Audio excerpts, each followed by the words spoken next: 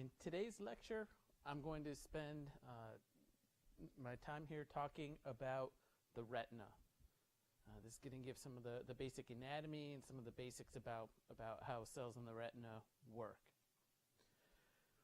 If you've ever been to the optometrist or ophthalmologist and they dilate your pupils, make them nice and big so lots of light can get in, they take that bright light attached to that funny thing, just shine it into your eye. This is what they're looking at. And what they want to see is a nice, healthy retina like this. Just by a quick glance, looking for discolorations, some other anomalies, they can actually tell a lot about whether the retina is healthy. When you look at the retina, you can see, again, the blood vessels are very apparent. But you can also see two spots that look a little different than the rest of the retina. This is going to be the blind spot. We'll learn about the structure in a minute. Hopefully you've already read, but if not, you'll learn that the retinal ganglion cell axons all leave the back of the eye through the same spot. And this is that spot. This is the fovea. And again, you can see it kind of right in the center, offset just a little bit of the retina.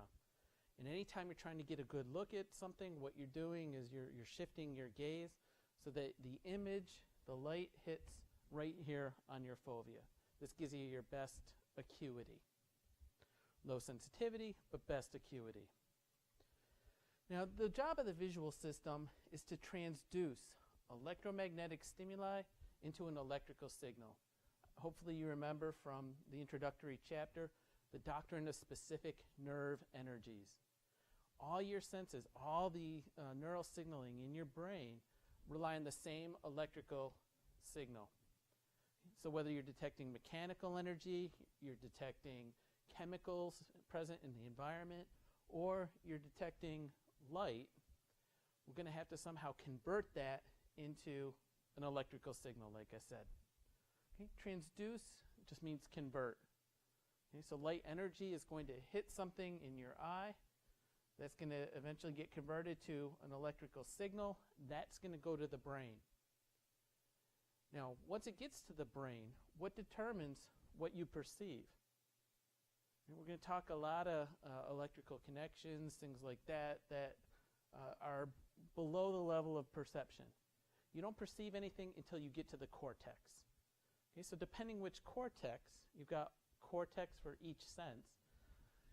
Each cortex, when it detects these electrical signals, is going to interpret that electrical activity as vision, if we're talking about occipital cortex, as sound, if we're talking about auditory cortex, as sensation, physical sensation on your skin, if we're talking about somatosensory cortex.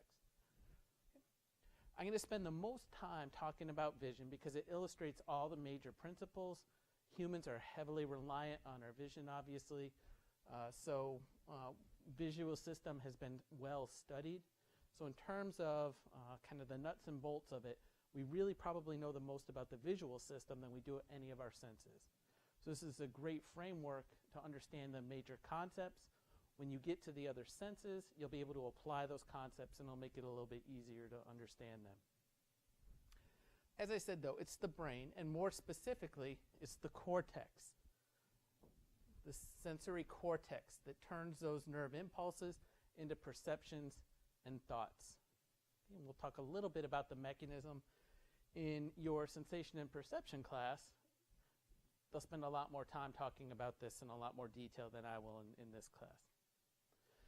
Now, for vision, in order for any sensory system to detect what's going on in the environment, the first thing we need to think about is the stimulus. For something like light, that's obvious, right? For something like taste, it may be a little bit less obvious. But we need a specialized receptor to detect the stimulus. If you don't have a receptor for the stimulus, you don't know it's there. So think about right now, as you're watching this, you're probably watching this over a wireless connection. Right? We've got electromagnetic, wireless waves everywhere in our environment. You can hold up a special detector, and you see, it's kind of scary actually, how inundated we are with electromagnetic radiation of one sort or another. But how come we don't see it? And the answer is quite simply, we don't have the receptors to see it. Now, other species do have receptors that would allow them to sense it. So we don't see this electromagnetic radiation, but many fish have special electroreceptors, and they would probably not like being in our wireless world. Once we have this receptor capable of detecting that stimulus, now we need a transducer to turn the detection into electrical signals. We need a transducer. Once that is transduced into electrical signals, then we need a processor to make sense of it. So every sensory system is going to have a stimulus, a receptor, transducer, and we'll talk about processing for all of them. The processor, of course, is going to be the brain, just different parts of it. Now, a couple quick review, I hope, about the physical properties and characteristics of light. Light is one small example of electromagnetic radiation. So electromagnetic radiation is going to include things like TV and radio waves, microwaves, infrared, ultraviolet, X-rays, and gamma rays. Okay, so visible light, and when they say visible, they're talking about visible to a human, is only a very small slice of this electromagnetic radiation. Now, why don't we detect ultraviolet? We'll talk about the details more later, but the bottom line is we don't have a receptor for this. We don't have something that can respond to ultraviolet radiation. Same with infrared. Now, other species do. Many insects can detect ultraviolet light. You know about snakes, pit vipers especially, have special sensory systems so they can detect infrared signatures. The color of an object that we perceive is the result of the wavelength of the light it reflects. Okay, so if we see a red object, that means white light, which I hope you remember is all the wavelengths together, hits that object. Every wavelength except red is absorbed by that object. Red is then reflected off, and that hits your receptor. Okay, remember, in order for us to detect it, that light wavelength has to hit your retina. If the object absorbs it, of course it can't do that, right? So the perception of color results from the wavelength of the light that the object reflects. Okay, so when we detect all wavelengths together, we see white light. When we see none, we perceive black. Now, I do want you to remember these numbers. Okay, so I want you to remember about 410 nanometers is going to be your violet. About 770 is going to be reds. Okay, so you need to remember not only 410 to 770 is the range of human vision, but you do need to remember 410 is going to be violet, 770 reds. And we're going to talk a fair amount about this. The book is going to describe things like saturation and brightness. I'm not going to talk about those too much in lecture. They're fairly self-explanatory. Get that information from the book. In terms of the physical structures associated with the eye, I'm also not going to go into lecture on that, in much detail and lecture on that. I'm going to focus more on the neural end of it. Okay, so if you're unfamiliar with the structure of the eye, you might want to refresh your memory quickly. Most of us know most of these structures intuitively anyway. Now, due to the physical properties of the pupil, the image that we see, light from the outside world, is going to get inverted and reversed. Okay, so it's going to be upside down and backward from what it is in reality. And the reason for that just has to do with physical property of light passing through a pinhole. When light passes through a pinhole, again, just because of the physical properties of it, we end up getting a reversal of the image. So the light image that strikes the retina is actually going to be upside down and reversed. Now it's okay because your brain is going to be able to make sense of this. Now, the light can't be detected unless it hits a receptor. So if we look, again, we've got a cross section of our eye. This is going to be through the blind spot where the optic nerve exits the eye. If we look, we're going to have these cell layers, okay, at the back. And I'm going to go into detail about what these cell layers are. But the retina is going to cover, and remember, 3D, so it's like a cup. The lining of a cup at the back of the retina, at the back of the eye, sorry. Now when we look at more detailed structure, so this is just a magnification of right in here. Okay. What you're going to see is several different types of cells. On the top, this is closest to my pupil, so light is going to come through here. Now, how do I detect light? It's got to hit a receptor. In the retina, those receptors are going to contain photopigments, special chemicals that change when light strikes them. Okay, so light is going to somehow have to get to that photopigment. Now here's one of the, I just call it idiotic things about the human retina. It makes no sense to me. But light is going to have to come through.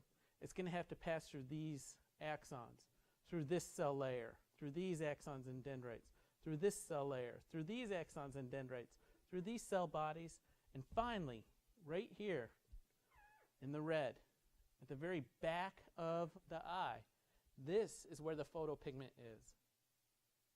Okay? Think if you were an engineer and put what responds to the light at the back of your circuitry, you're going to be looking for a new job, right? This to me is just an idiotic arrangement. Okay, so light's going to come through, go through all these cell layers, and strike what are called the outer segments of the photoreceptors. Okay? So a receptor, you know what a receptor is. A photoreceptor detects light. There's two main divisions of the photoreceptor. There's what's called an inner and an outer segment. The outer segment has a distinctive shape. You can look at your book there, but that's where the photopigment is located. Okay? When light strikes this, it's going to change the membrane potential of the photoreceptor. That's going to change the release of neurotransmitter onto bipolar cells. That changes the activity of these bipolar cells, which affects these ganglion cells. Ganglion cells are then going to fire action potentials that get carried through the optic nerve, eventually into the brain. Okay, so the flow of light is this way. Light goes through the ganglion, through the bipolar. Now it doesn't change the activity of these. It's only when it gets to the photoreceptors that it changes the activity. Information flows from the photoreceptor to the bipolar cell to the ganglion cell onto the brain. Now, there's a couple other types of cells, horizontal cells and amacrine cells. In this class, we're not going to spend any time talking about those. I want you to know that they exist, and I want you to know they really help detect edges. Okay, there's a phenomenon called lateral inhibition. We're not going to go into much detail, but in your sensory sensation and perception course, you probably will. But these cells are involved in that. I'm going to be concerned more with the direct flow of information. Here's another depiction of the retina. Now there's a convention. Whenever you see a picture of a retina and it's created by someone who understands and studies the visual system, the photoreceptors are always at the top. The ganglion cells are always at the bottom. Right? So if it's not labeled and you just see this, but I tell you it's retina, it's safe to assume that these are the photoreceptors, these are the ganglion cells. Okay? I don't know why that convention is that way, but that's what it is. So where's light coming from? Is light coming from the top or the bottom? Light's coming from the bottom. And remember, it's got to pass through all this crud on its way to the outer segments of the photoreceptors. Now, what technique do you think was used to label this? Again, several different techniques could be used, okay? But you know that this is going to be a stain that primarily stains cell bodies. So a good guess would be something like Crescent Violet. All right, now, the structure of the human retina is not uniform. You know about the blind spot. you know about the fovea, at least what it is. If you look at the layering, it changes around the fovea. So the fovea is got a couple specializations. The bottom line, if you remember, the fovea is responsible for very high resolution vision and color that's really going to help you out. It turns out that there's mostly cones in the human fovea. But also, if you look at the path of light, if I'm over here at the periphery, here's the outer segments. This is where my photopigment is. If light's coming from the bottom, right, it's going to have to go through my ganglion cells, through my bipolar cells, through my photoreceptor cell bodies, and finally here. Now this has a cost. Anytime the light strikes something, it's going to scatter. Its path gets diverted. Okay, so that's not really going to give me a true position because we're going to have some wiggle in the pathway of where the photons are going to go. At the fovea, though, you can see, look here at the ganglion cell layer at the side and compare it to here. You can see that a lot of the number of ganglion cells is much smaller here at the fovea than it is in the side. Look at the where the bipolar cells are. Again, what you can imagine is as if someone pushed those cell layers to either side. And what that allows is for the light to have a relatively direct path to these outer segments. So this stupid arrangement of our retina actually does have a cost. It reduces the resolution of our vision. And in order to get around this arrangement, this adaptation has evolved where these layers are pushed to the side. And it gives us a direct path. Now in the periphery, right, we're going to have, instead of cones, we're actually going to have more rods. Okay? And you can think of the fovea and the periphery of the retina as being optimally adapted to do very different things. Now, one thing with us, I told you we have what's called an inverted retina. So we have ganglion cells, bipolar cells, photoreceptors, and then we've got the photopigment. So for light to hit that photopigment, it's got to go through all those layers. Believe it or not, mollusks have, I think, a much better arrangement. Mollusks, which include things, cephalopods like octopi and squid, these things have very different eyes. The eyes are not at all the same. In fact, they probably evolved independently from one another. Right? But in the mollusk eye, the photoreceptors are on the outside. They have what's called a verted retina. Okay? So if you look, here's where light comes in. Right? It's going to strike the retina. In a mollusk, it's going to hit the outer segment of the photoreceptor. This is right where the photopigment is. Then it'll hit the cell body, then of the photoreceptor, bipolar ganglion cells, similar arrangement from there on. Right? Now, what advantage does this have? Do cephalopods, do mollusks have a blind spot? And the answer is no, because these are going to project then to the ganglion cells, right, which are right in the back. Those are going to be able to connect right together and just send their axons and bundle them together along the optic nerve. Whereas in things like us, right, because they're on the top, they're going to have to exit through those cell layers. Okay? So the way our eye is not the way it has to be.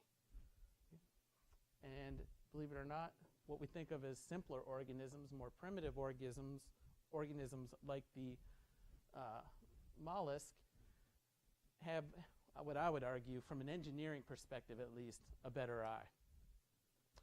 So that is a brief overview on the structure of the retina and the flow of information. That's only part of the story. In the next lecture, I'm going to cover the electrical activity. Thanks.